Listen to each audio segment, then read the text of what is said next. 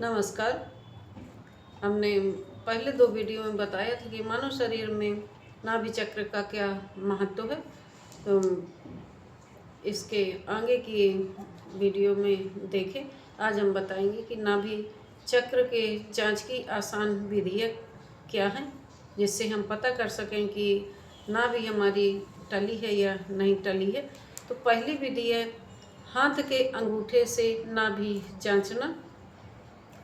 रोगी को खाली पेट पीठ के बल सीधे लेटने को कहें।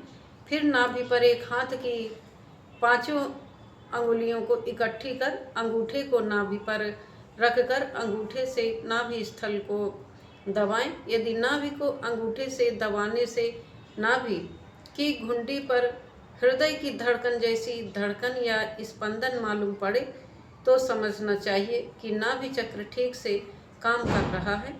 यदि धड़कन ऊपर नीचे या दाएं बाएं मालूम पड़े तो समझना चाहिए कि नाभि केंद्र में खराबी है और जिस जगह धड़कन मालूम पड़े उसी जगह नाभि टली हुई है। इसकी दूसरी विधि क्या है? नाभि से दाएं बाएं स्तन की घुंडी का अंतर धागे से नापकर पता कर सकते हैं। यह पुरुषों के लिए है, महिलाओं के लिए नहीं।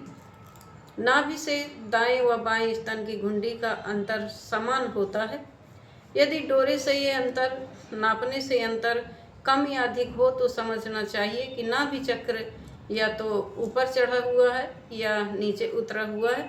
नाभि में धागा लगाकर ही नापते हैं तो दोनों स्तनों की घुंडियों का धागा बराबर ही आता है, तो समझना चाहिए कि नाभि चक्र सही है। यदि छोटा बड़ा है तो समझना चाहिए कि नाभि चक्र टली हुई है।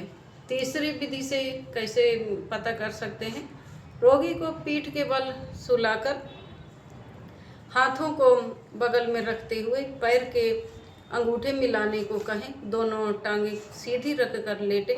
यह नाभि टली होगी तो पैर के अंगूठे छोटे बड़े मालूम होंगे, अन्यथा नाभि चक्र सही होने की स्थिति में दोनों पैरों के अंगूठे समान होंगे। ये तीसरी विधि है। इसकी चौथी विधि क्या है?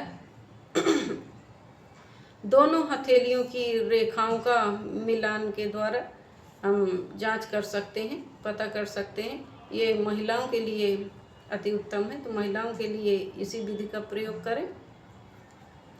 रोगी की उसकी दोनों हथेलियां भली प्रकार खोलकर अंगुलियां परस्पर मिलाकर रखने को कहें। दोनों हथेलियों की छोटी अंगुली के सिरे से लेकर मणिबंध कलाई में स्थित रेखाएं तक का भाग सहजता से परस्पर सटाकर रखें। फिर दोनों हथेलियों में मणिबंध मिलाते हुए दोनों हाथों की रेखाएं मिलाकर देखें कि क्या दोनों हथेलियों की रेखाएं आपस में ठीक से मिलती हैं अथवा नहीं। क्या एक हथेली की छोटी अंगुली दूसरे हाथ की छोटी अंगुली से छोटी या बड़ी प्रतीत होती है? यदि मणिबंध रेखाएं मिलाने पर दोनों हथेलियों की सबसे छोटी अंगुली के पूर्वे बराबर नहीं मिले और दोनों अंगुलियां एक समान दिखाई न देकर छोटी बड़ी प्रतीत हो और उनमें अंतर हुआ तो समझना चाहिए कि नाभि टली हुई है। महिलाओं की नाभि जांचने का यह उत्तम तरीका है। ये दोनों हाथों को ऐसे मिलाकर आप पता कर सकते हैं। ये दोनों हाथ मेरे बराबर हैं तो नाभि चक्र मेरी ठीक है। यदि ये छोटी या बड़ी आए तो नाभि चक्र टली हुई होती है। ये मणिबंध रेखाएं यदि आपस में बराबर मिलती हैं ऐसे तो ठीक है, यदि नहीं मिलती हैं तो ये टली हुई का प्रतीत होता है। इससे पता आप कर सकते हैं।